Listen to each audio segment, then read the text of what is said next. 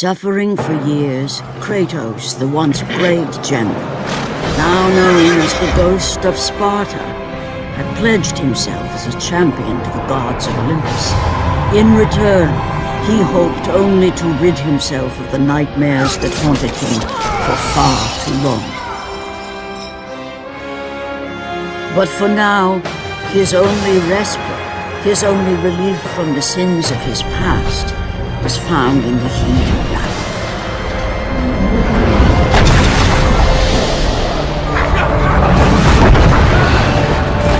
And on this day, Kratos had been called upon by the gods to confront an unthinkable evil, unleashed on the city of Attica by the invading Persian army.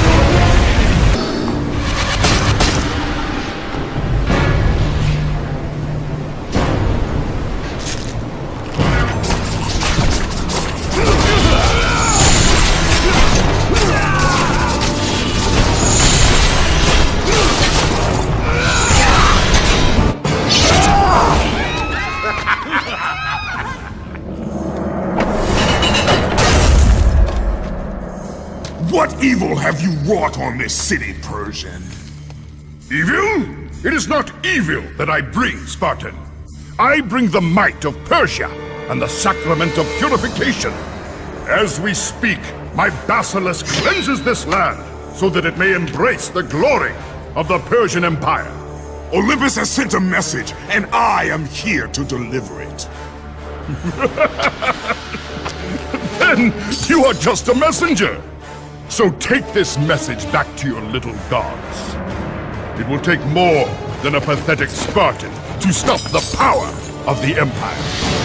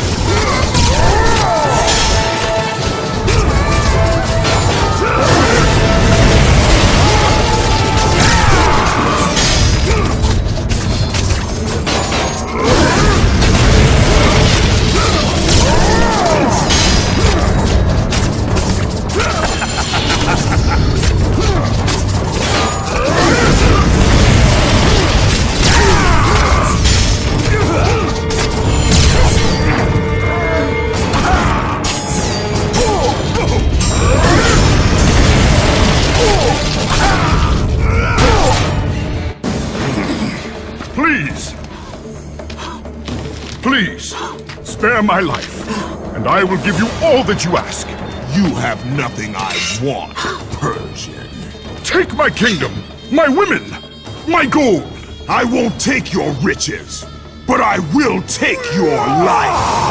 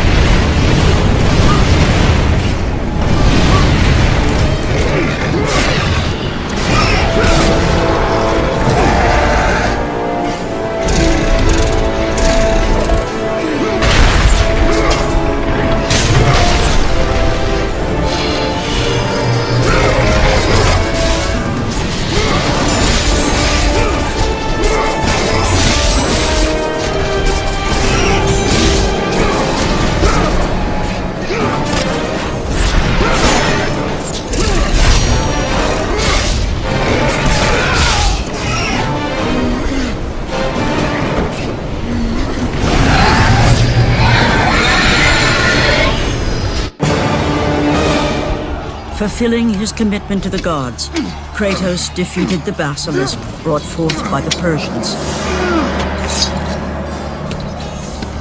But this small victory would not satisfy the man who had come to be known as the Ghost of Sparta. Is this all you would have me do? Is there nothing else?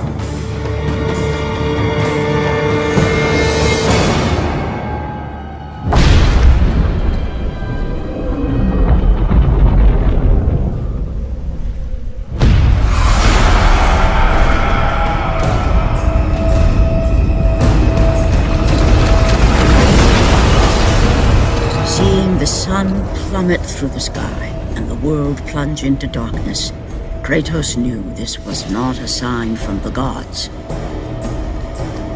What treachery is this?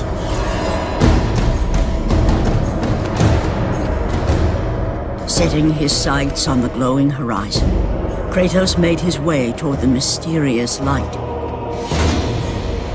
But there was more afoot than Kratos could possibly know.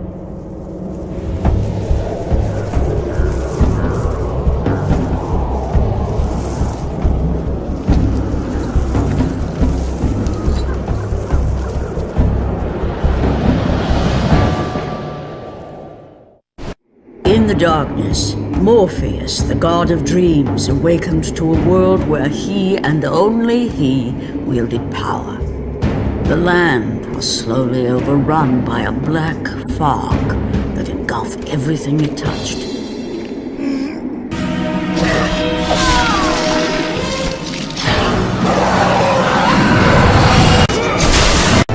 The power of Morpheus affected even Kratos, as he was haunted by a strange melody.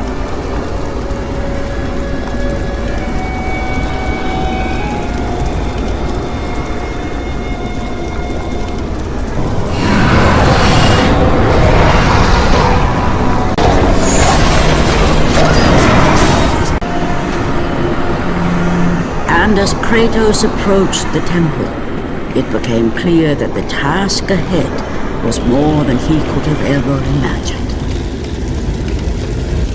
Once again, the strange, lingering melody could be heard through the black fog of Morpheus, haunting Kratos. The temple on which Kratos stood was the sun chariot of Helios, the very chariot that the fire steeds pulled across the sky every day, allowing the brilliance of Helios to shine down on all mankind. Kratos. Athena! What madness has befallen us? Kratos, there is not much time. Olympus needs you. I grow tired of the gods' requests, Athena. I have given enough. Now take these nightmares from my head. It is not for you to say when your servitude ends. You will earn your freedom in time. But for now, Olympus needs your unquestioning obedience. The god of the sun has been torn from the sky. This temple on which you stand is the chariot of Helios. Without their master to reign them, the fire steeds have driven the sun chariot into the earth. And without Helios, there is no one to keep Morpheus from seizing permanent power. Many of the gods have fallen to a deep slumber. Soon, all will succumb to the black grip of Morpheus. What would you have me do? You must find Helios and return him to the sky, lest the world of gods and man be lost forever. Only his light can release the grasp of Morpheus. Athena! Athena!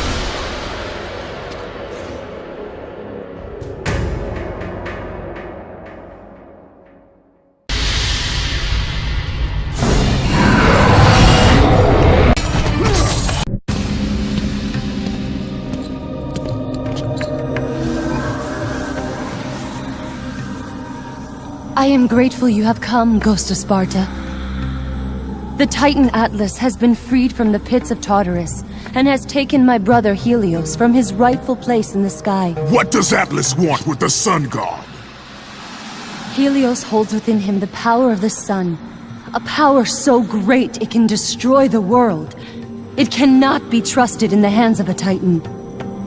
Please, take the sun shield from his throne, walk through the gates of Olympus, and you will find me. Hurry, Kratos. Even now, my brother suffers at the hand of Atlas.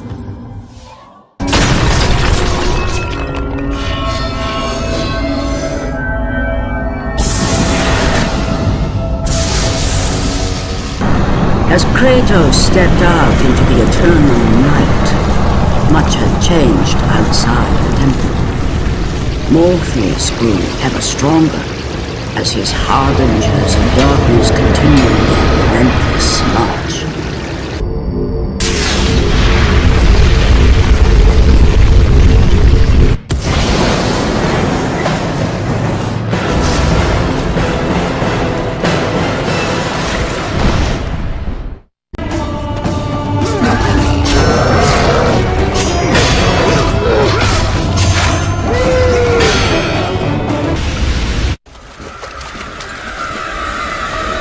As Kratos entered the cave, Eos, goddess of dawn and sister to Helios, sat above him, visibly weakened by the absence of the sun. All glory be to Lord Zeus for granting you safe passage to me. The king of the gods does not aid me, Eos. I am but a slave to Zeus and Olympus. Save my brother Kratos, and he will convince Zeus to release you and rid you of the horrors of your past. I give you my word. The gods have broken their word to me many times. Forgive me if I find it hard to believe your promises. Be that as it may, Kratos. The Primordial Fires almost out. Without Helios, the life-giving light of the world cannot be sustained. If you do not find him, only darkness and death awaits all of us. Where has Atlas taken him? I do not know, Kratos. Follow the passage out of the cave. Retrieve the fire and it will light your path to the remaining steeds. They will guide you to their master. They will take you to my brother. May you go with the speed of Hermes, ghost of Sparta.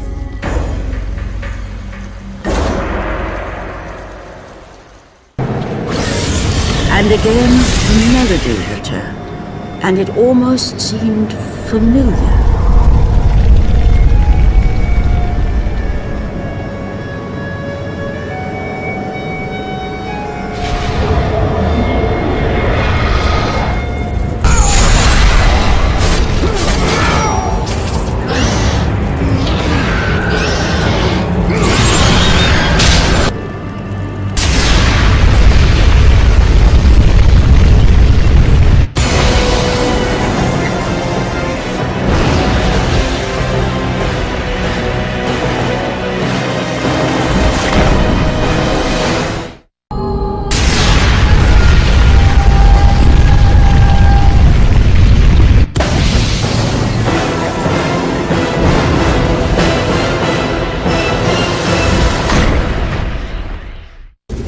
As Kratos left the temple, he was assaulted by the army of Morpheus, and again, he heard the haunting melody.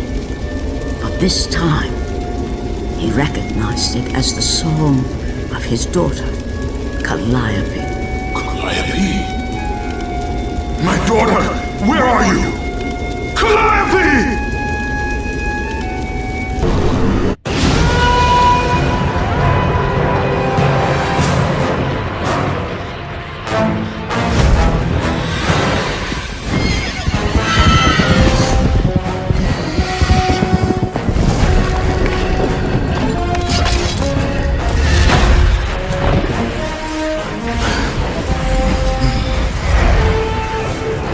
With the release of the fire steeds, Kratos was now in the hands of the beasts.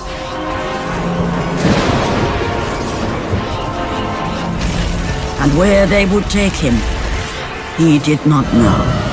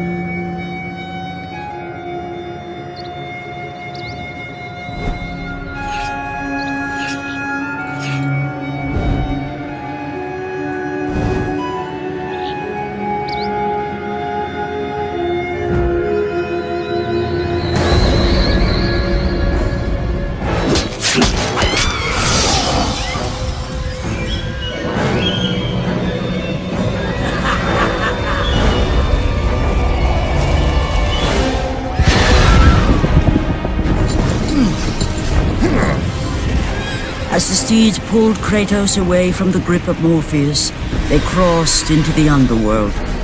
But in the land of the dead, they could go no further, for these beings of light were not welcome in Hades.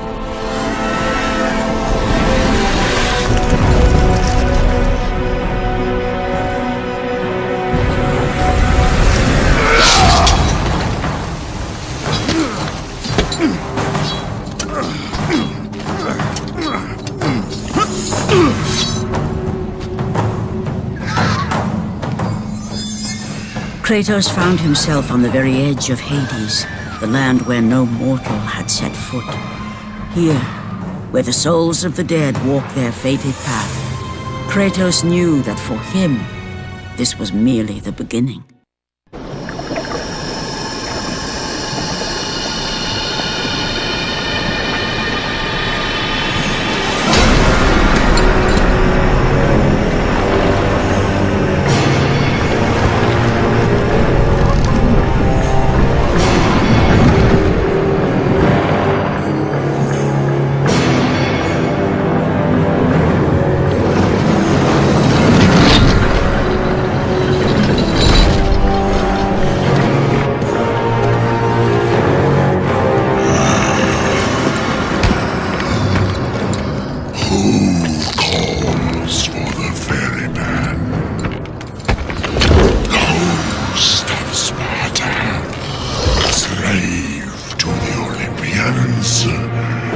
Slave to no one, Charon.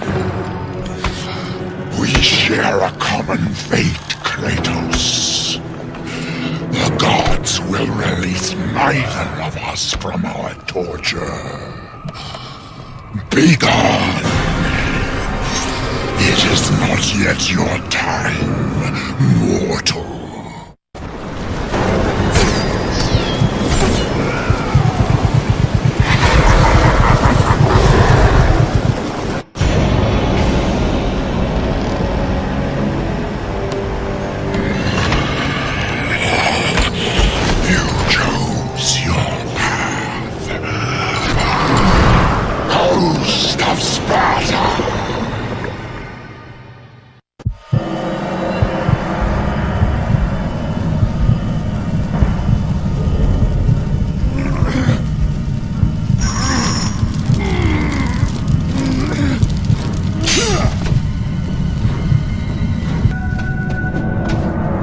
Here, where the souls of the wicked are tortured in the pits of Tartarus, the wailing and agony of the damned resonated deep throughout the bowels of the Underworld.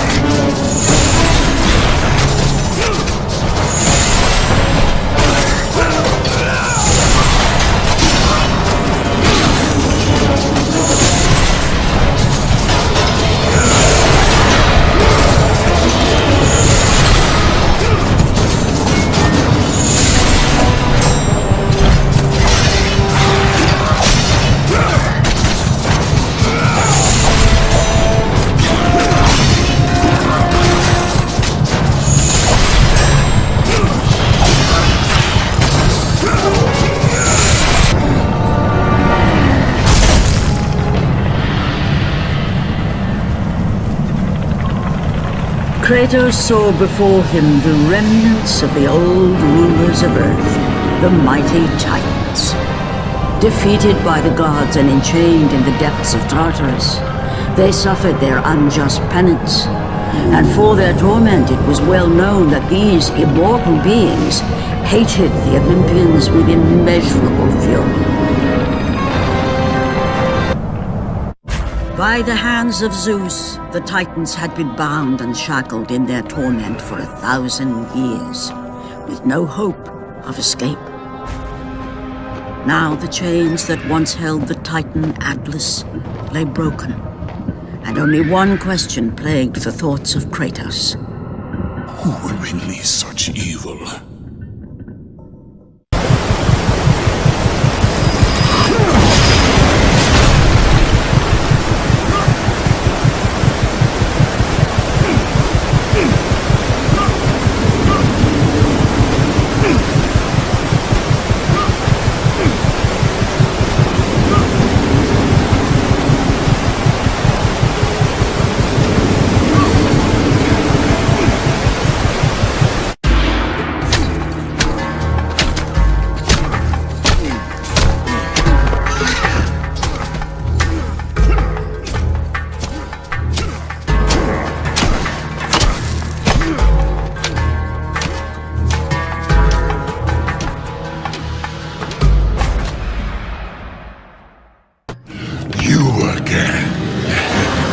Of Tartarus would not hold Atlas, and they would not hold me either.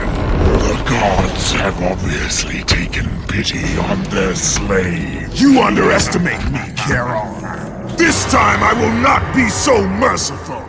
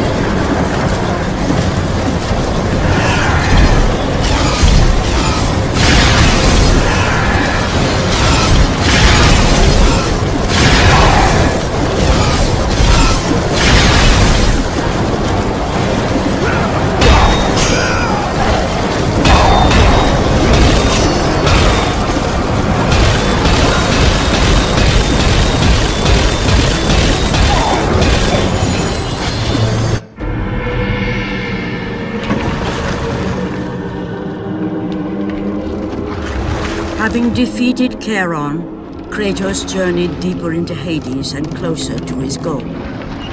For in the distance, the bright light of Helios illuminated all of the Underworld.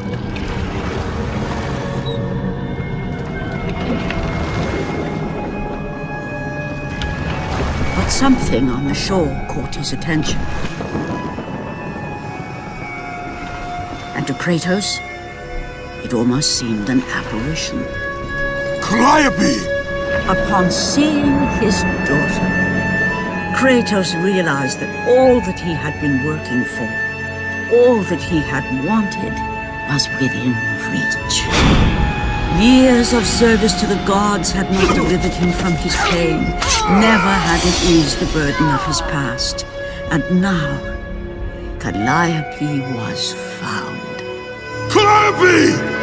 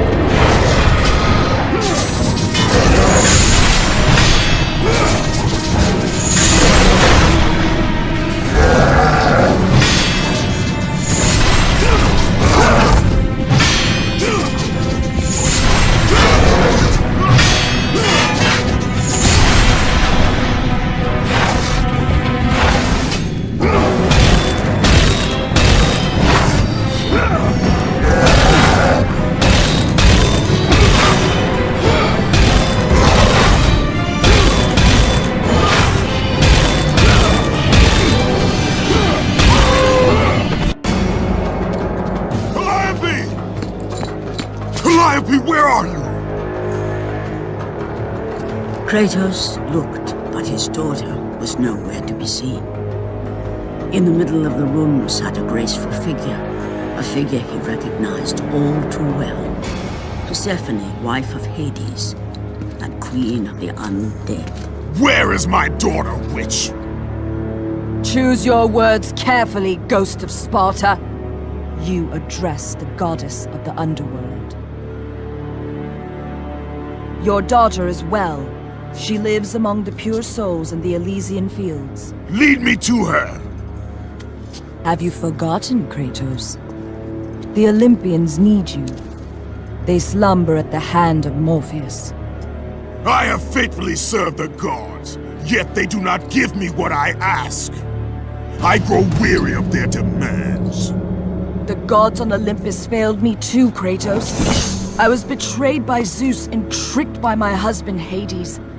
Now I am to stay in the Underworld as Queen of the Dead, to serve the fallen and care for them as my own children. Persephone! I demand to see my daughter! As you wish. If Calliope is your true desire, I can help you. But be warned, Ghost of Sparta. The world of man will suffer because of your choice. I care little for the world and its suffering! Where is she? If you are to see your daughter again, you must become worthy of Elysium. Cast your weapons at the Forsaken Tree, and let it release the evils of your past. Only then will you be free of your sins, and be granted passage through the divine gates.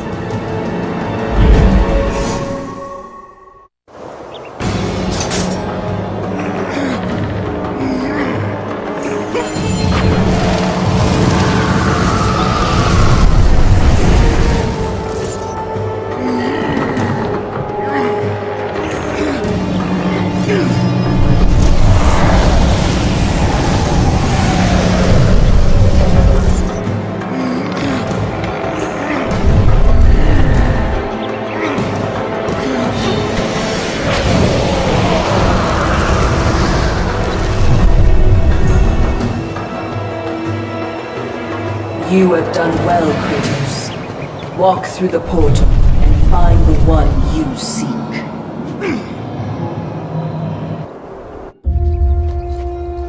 Calliope! Father? My child. Why did you go? I am here now, child.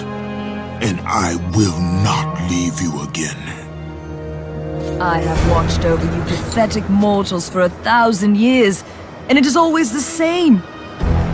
Serving yourself before the needs of others has always been your flaw. But no matter. For now you serve my purpose. It is time for all that came before to end. The Titan will fulfill his role and finish what I have started. I released Atlas. You? As you were pathetically disarming yourself, Atlas completed the task I set him out to do. With the power of the sun in his hands, it is only a matter of time before he destroys the pillar that holds the world. And Olympus with it. But why? Do you think it was my choice to wed a man I did not love? Live a life I did not choose? I was betrayed by the very gods that once saw me as their own, but no more. Once the pillar is destroyed, the world will revert into chaos. And what is to become of you? I will have my peace and be free from this miserable existence. I will perish, but it is my choice. Father? What's happening? I'm scared. In your selfish choice to be with your daughter, you have caused her ruin. No. Elysium falls too, Kratos. She will perish. No! I will not let the gods take her from me again! Father! The choice was clear to him, yet impossible to make. To stay with his daughter meant the end of the world and the end of her. To stop Persephone and Atlas would mean forsaking his daughter forever.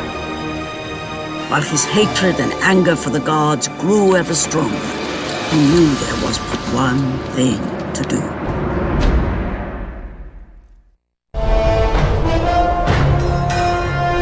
Father, please!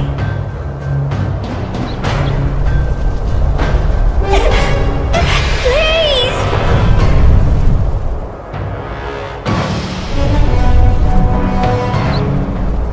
Father! Father, no!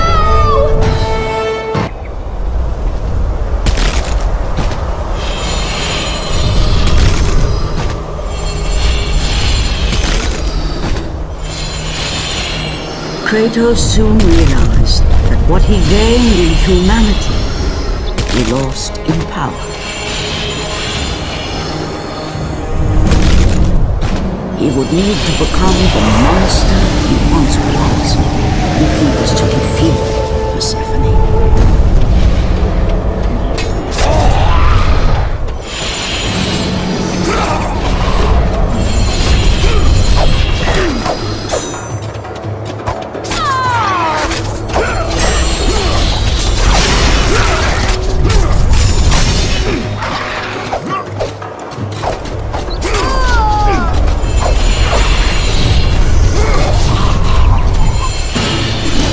Need to become the ghost of Sparta once again if he was to save his child.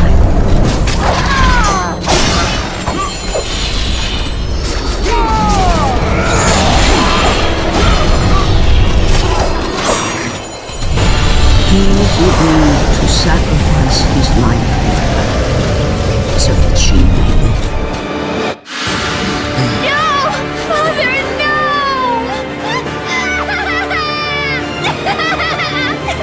At that moment, Kratos knew his destiny was not with Calliope. The fates were never that kind.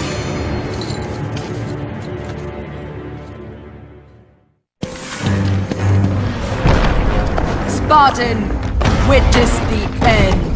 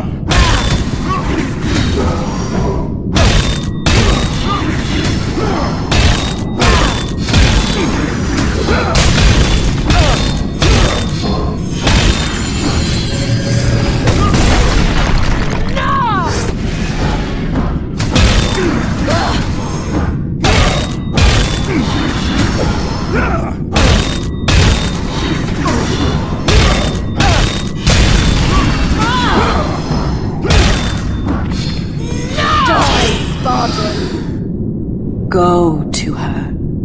Be with her. Leave this world behind. Atlas!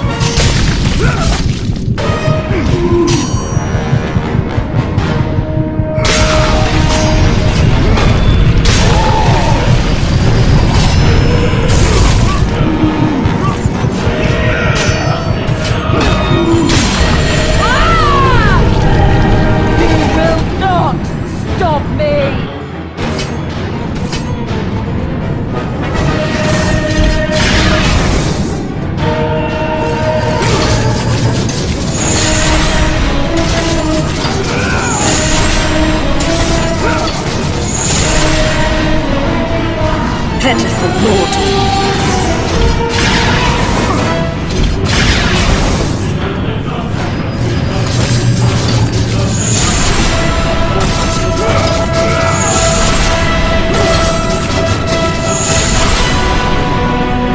Foolish human!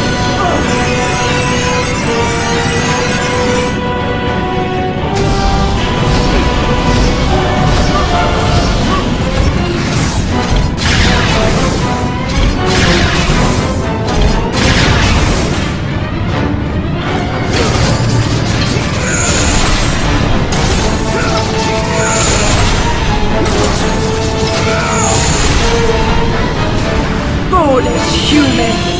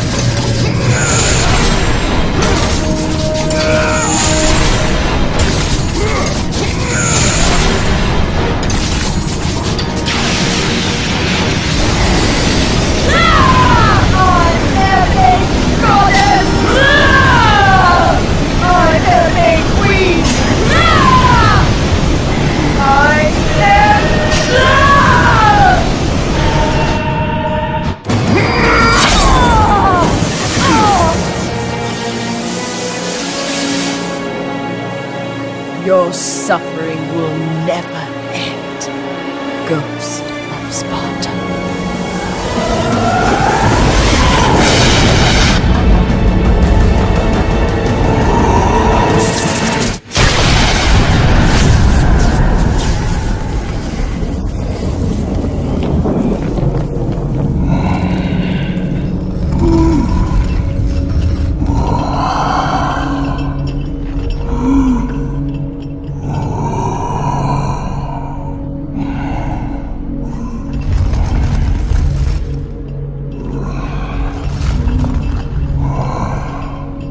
Perhaps you believe the Olympians will help you.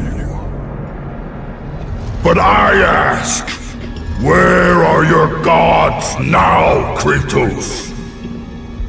Why do they not come to your aid? I do not need the aid of the gods! But my path is now clear to me. I will serve them! And they will keep their promise to free me from my past! I ask you, Spartan, what good is the promise of an Olympian? It is all I have, Atlas!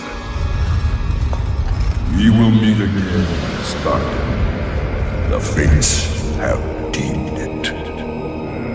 One day, you will regret what you have done here. The mighty Atlas was left enchained, cursed to forever hold the world on his shoulders. Greater penance than even Zeus himself had placed on the Titans. The fate of Atlas had been sealed, and the goddess Persephone was no more. Kratos had saved mankind, but that mattered little to him. By forsaking his daughter, he had abandoned the only person he ever cared for. What he had long sought and finally found was now forever lost.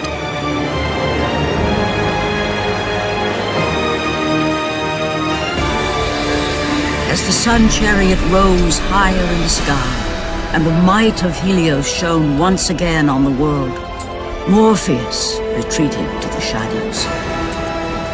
Kratos gained little satisfaction from his victory. With years of servitude in front of him, he would need to confront his past and fight to reclaim the humanity he lost on the day his dark legend was born.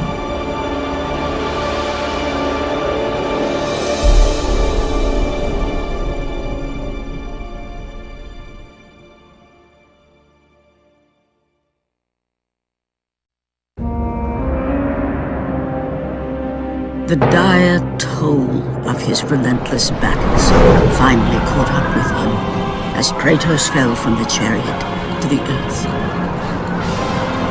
Was this sacrifice too much for one to bear, even for the man who was known as the Ghost of Sparta?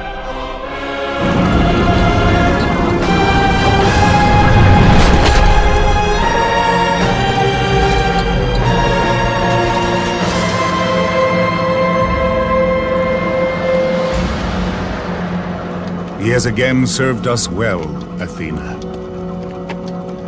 He is a remarkable mortal. He is weak. Shall we help him? He'll live. They must.